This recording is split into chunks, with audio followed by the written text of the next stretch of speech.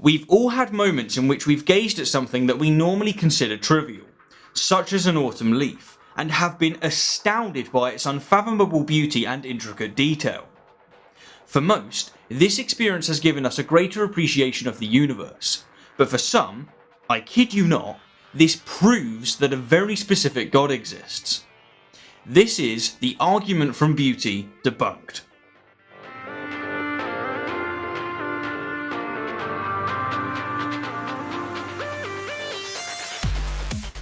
The argument from Beauty is, in my opinion, the worst teleological argument of all time.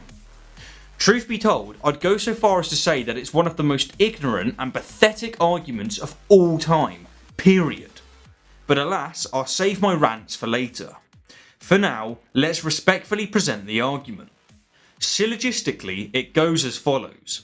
Beauty can only be created by a very specific God. Beauty exists. Therefore, a very specific God exists. Seems completely absurd, right? In fact, let's be honest, it seems like I've deliberately misrepresented the argument in order to easily ridicule it, doesn't it? Well, that's because I kind of have. Because unlike most theological arguments, arguments from Beauty are very rarely presented syllogistically. Rather, they are asserted for a question that reeks of ignorance. Such as, how can you look at a tree's beauty and not see deliberate design? Or, how can you look into your baby's perfect eyes and not see the hand of God? So, where to start? Well, to go straight for the jugular, arguments from Beauty are, at their core, either arguments from ignorance or arguments from personal incredulity. Beneath their appeal to emotion, which is a fallacy in and of itself, they are asserting that because we can't explain why beauty exists, their very specific God must have intended for it to exist. Which is just as absurd as asserting that, because we can't explain why war exists, Ares, the god of war, must have intended for it to exist.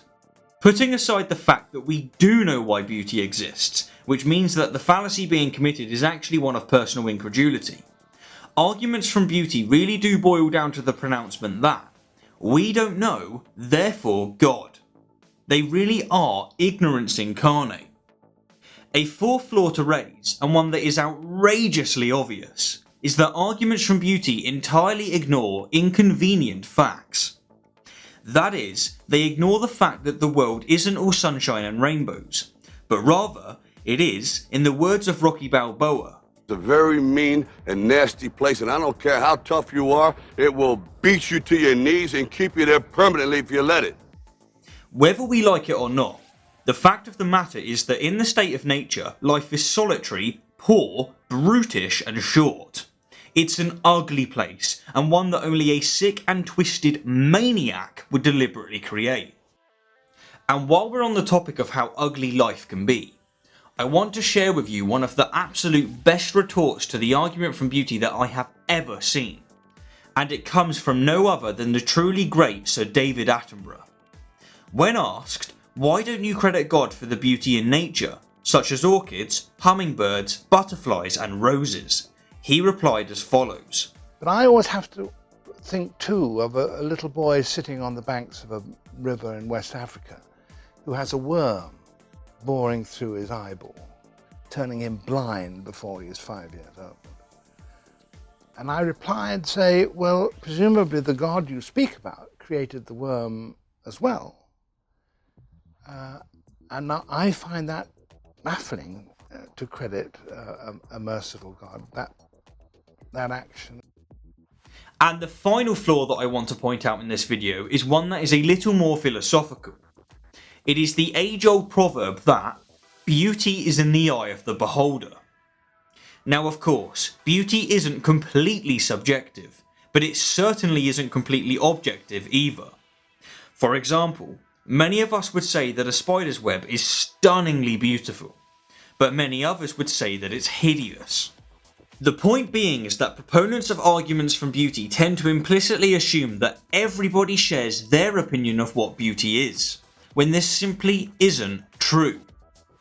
Despite the fact that a very high percentage of us find certain stimuli appealing, beauty is still nonetheless a subjective neurological response to stimuli that is heavily influenced by evolution, culture, and environment. Anyhow, to recap, arguments from beauty are flawed because they commit an argument from ignorance or a personal incredulity fallacy. Many commit an appeal to emotion fallacy. They completely ignore inconvenient facts. And they act as if beauty is objective. As always, my fellow apes, thank you kindly for the view, and here's an overwhelmingly powerful argument to consider. Clickbait thumbnails can only be created by a YouTube channel with over 100,000 subscribers.